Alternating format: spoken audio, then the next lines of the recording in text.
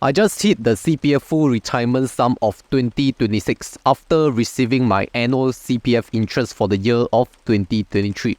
And if you're wondering, did I put in the wrong year in the title? I could assure you, it's not a typo error, because if you look at my special account balance right now, it is already more than $220,000, which is higher than the 2026 FRS number, which we'll go through later. And I know some of you were panicking on the morning of 1st January 2024 because remember I told you all that you all can top up voluntary contribution to your Medisave account to the BHS, the new BHS basic healthcare sum of 71,500. But many of you see that your interest of 2.7k to the MA was credited to the MA but did not get overflow to either the SA or the OA. So like I mentioned in the previous video, it will get transferred sooner or later. And indeed, by 12 PM, the Medisave account interest should be transferred to the OA, hitting that $68,500 in the BHS of the Medisave account. So that's where your CPF MA opportunity is there again. And yes, all these questions were raised on both my YouTube comments as well as my Telegram group of over 12,000 members,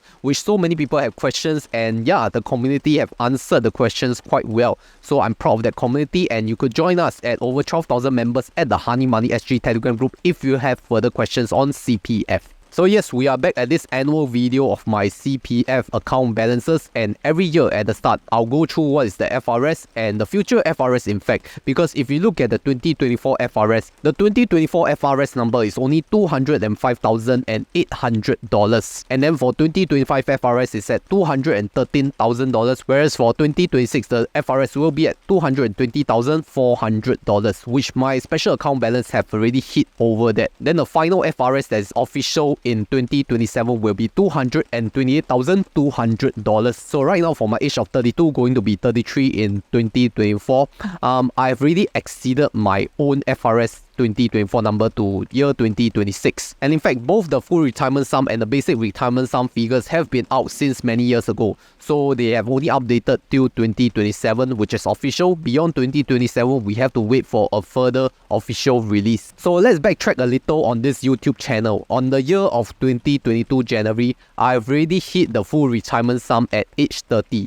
That was when the CPF full retirement sum was 192,000. Then in year 2023, 1 year later, which was last year, the full retirement sum was at $198,800, which I have also hit it. And bear in mind, after you have hit the full retirement sum, you cannot top up anymore into the special account, which is your retirement sum top up or RSTU.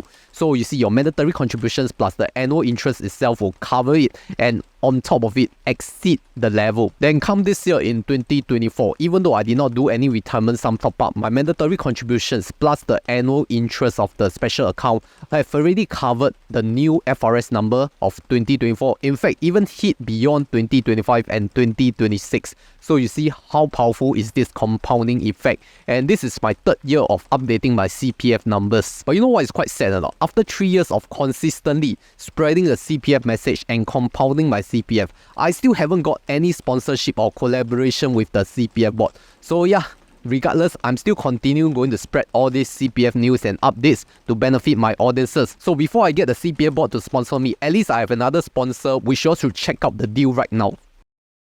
If you can only afford 100 Singapore dollars every month to invest, chances are you cannot even afford to buy one share of your favorite US stock like Apple or Microsoft. But today, I will share with you how you can invest smarter with Moomoo SG. Because with Moomoo fractional trading, you can own any top traded US stocks from just $5 US. The minimum order size for fractional trading is 0.001 shares or a minimum buy order amount of $5 US. And that means with just $100 US, you may purchase 0.55 fractional shares of Apple at $180 US a share. With a lower starting capital, fractional shares make it easier to build a more diversified portfolio, making it more accessible to individual investors. If you're a new customer, you can receive a starter kit up to 680 Singapore dollars, comprising of cash coupons, stock slice bundle, and 30 days guaranteed returns of 5.8% per annum on Moomoo Cash Plus. The stock slice bundle consists of 5 fractional shares, including Nvidia, Tesla, Apple, C Limited, and NIO. For those who deposit 3,000 Singapore dollars, and perform 3 buy trades, you'll be able to unlock one stock bundle worth about 70 Singapore dollars. And if you're willing to deposit 10,000 Singapore dollars and perform up to 8 buy trades, you will unlock additional 3 times stock bundle worth 210 Singapore dollars. So wait no more, use my referral link down below or scan this QR code right here to get your Moomoo SG Universal account today. Coming back to this question on whether you should top up your CPF, I know the argument has always been if you top up very early in your earlier career days when your income is not that high, you'll miss that tax relief opportunity when your income is higher. And I fully agree on that, but what most of them didn't mention is about the reserve amounts in the special account because of the retirement sum top up. And I think that it's still better to do a voluntary contribution to Medisave account first. And in fact, if you look at me right now at BHS level and FRS level, I'm still able to do that voluntary contribution to Medisave account for that tax relief opportunity of $3,000 this year because of the BHS cap raise. So if this is the first time you're trying to top up your CPF via the voluntary contribution to Medisave account, then I'll show you the step-by-step recording of how I did it. Okay, so if you look at my CPF portal, right now my Medisave account is at 68,500 and I want to top it up to the new basic healthcare sum. So you can go to my CPF at the top right, then you scroll down and click on my request, and that will bring you to the key cashier page where you can build up your retirement savings, and then you have to choose contribute to my own or recipient's Medisave account. Next, you can scroll down and paying as a member or self-employed. I'm a self-employed last year, so I have to contribute under the self-employed scheme. So if you're a member, you can choose member, and then you can select contribute to my Medisave. Click on next, and next you go to the e-cashier. Select how much you want to contribute. For myself, that's $3,000. Then referral name, you can put anyone. You can put my channel name as well if you want to attribute to me. Then you can click next, and it will bring you to the payment request page where you will select pay now, and you can make payment. So after that, there will be a QR code available. Then you can scan the QR code and make payment via with your mobile banking app.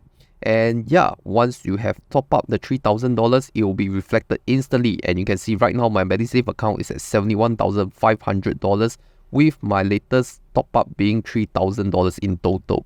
Now, if you're asking when is the best time to voluntarily contribute to your Medisave to the basic healthcare sum of $71,500, I think there are two criteria and scenarios. The first scenario is that when you have already reached the BHS last year, the $68,500 level, I think you should top up as soon as possible before your employment CPF comes in. Because like I said, in the December, a lot of companies are paying their profit sharing, their bonus, their AWS, and the CPF that comes with it is a massive amount, and usually companies tend to credit before the 15th calendar day of January. So if your employment CPF, which is a mandatory contributions, come before your voluntary contribution, then you have less opportunity or even no opportunity to top up. So if I were you, I would do it as soon as possible. Now, the next scenario is that you have not reached BHS yet, you are quite far away. Then I would suggest that you top up nearer to the end of 31st January, just for you to maximize the interest on the cash amounts outside of CPF. You could do it via bank accounts or money market funds or other things that generate interest for you outside of CPF. Then nearer to the 31st of January date, you come back and voluntarily contribute to your Medisave. And now I think it's quite efficient and convenient with Pay Now QR because everything is updated almost instantly. Whereas in the past years where there is no Pay Now QR, maybe it takes like 2 to 3 work days for them to update. So Pay Now QR is really convenient. Then you may ask, outside of CPF, what is a better place to park your funds? I think Moomoo have already extended their Cash Plus promotions even for existing user, right? It's the Invest Smarter campaign existing user promotion where you can get guaranteed 5.8% per annum guaranteed return for existing users as well. So you may check that out. And the last day to participate in this campaign and deposit your funds will be according to what is shown here.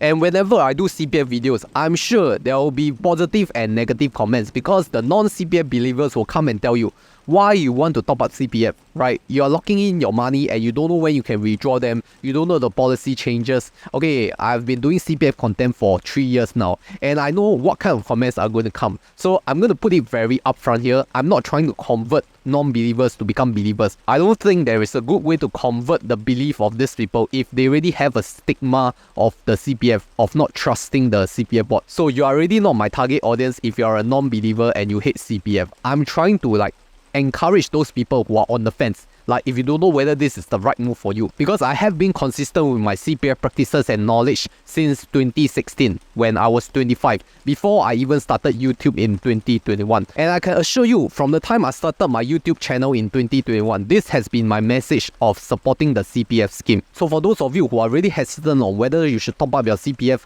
I can't really force you or encourage you, but I could show you why I did it. And for the past 3 years, you can refer to my CPF playlist. It will show you why I did it, but it's not financial advice that you should do it. So you should depend on your own financial situation and decide the right decisions for yourself. And coming back to this topic of CPF in 2024, you must have heard that the salary ceiling has been raised from $6,300 in the OW to $6,800, which also means that now my MA is at BHS, my SA is at FRS, all my Medisave contributions, mandatory contributions of 8% will flow into the ordinary account. So 23% ordinary account plus 8% Medisave account, total 31% contributions will flow to my ordinary account every month. So at the max salary ceiling of $6,800, there will be 31% multiplied by $6,800, which will give me $2,108 of ordinary account funds every single month. And that's quite a lot, right? More than $2,000 per month.